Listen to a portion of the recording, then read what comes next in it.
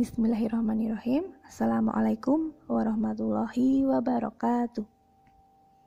Baik anak-anak, sebelum pelajaran pada hari ini kita mulai, kita refresh kembali pelajaran pekan kemarin tentang kosakata.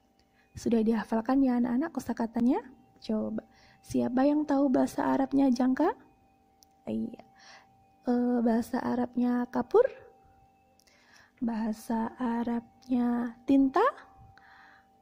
Bahasa Arabnya printer? Iya. Sekarang bahasa Arabnya kertas apa ya? Terus bahasa Arabnya pensil? Bahasa Arabnya buku tulis? Sudah dihafal ya anak-anak? Nah, pada hari ini kita akan belajar tentang isim isyarah. Apa itu isim isyarah? Mari kita lihat slide berikut ini. Isim isyarah. Isim isyarah adalah kata tunjuk yang digunakan untuk menunjuk suatu benda. Jadi, isim isyarah itu sama saja dengan kata tunjuk. Sebelum kita ke macam-macam isim isyarah, kita ke jenis kata tunjuk dulu.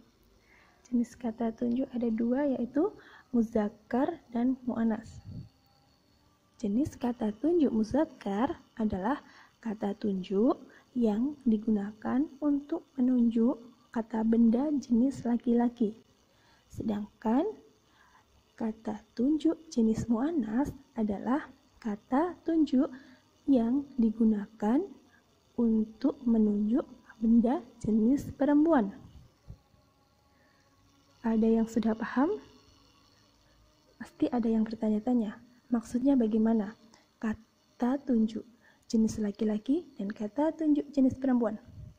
Sekarang, Usi ingin kasih contoh kata benda jenis muannas atau perempuan, yaitu kata benda yang di akhir kata ada huruf ta marbutohnya. Contoh, kurosatun, sasyatun, tobi'atun. Itu adalah contoh jenis muannas karena di belakang kata ada ta marbutoh. Sedangkan yang jenis muzakkar adalah kata benda yang tidak ada ta marbutoh di belakangnya. Contoh, firjarun, kolamur rosos, musallathun. Itu jenis yang muzakkar. Paham? Macam-macam kata tunjuk. Macam-macam kata tunjuk ini ada dua ya anak-anak, yaitu ini dan itu. Kata tunjuk ini dibagi lagi menjadi dua, yaitu haza dan hazihi. Kata tunjuk haza digunakan untuk menunjuk benda jenis muzakkar atau laki-laki.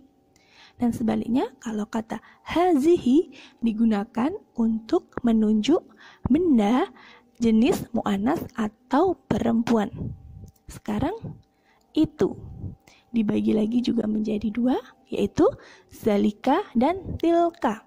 Zalika digunakan untuk menunjuk kata benda jenis muzakkar atau laki-laki.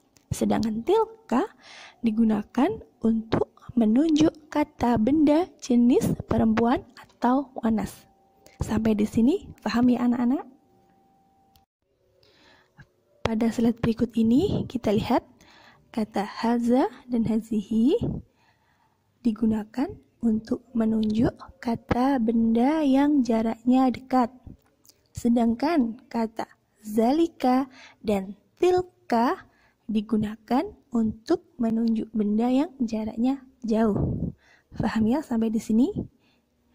Kalau benda itu dekat jaraknya dengan kita, berarti kita menggunakan kata ini, haza atau hazihi, tergantung nanti jenisnya muzakkar atau muannas. Sedangkan kalau jarak benda itu jauh, kita menggunakan kata itu, zalika atau tilka. Kita lihat dulu nanti jenisnya muzakkar atau muannas. Paham ya anak-anak? Pada hari ini kita akan belajar tentang hadza dan hazihi yang artinya ini. Hadza adalah kata tunjuk jenis muzakkar yang digunakan untuk menunjuk benda yang jaraknya dekat. Contohnya, misalkan Uzzayan pegang ballpoint. Itu kan berarti jarak ballpoint dan Uzzayan itu dekat. Berarti kita menggunakan hadza qalamun. Uzzayan pegang buku, jaraknya kan dekat sama Uzzayan. Berarti Uzzayan menggunakan kata hadza.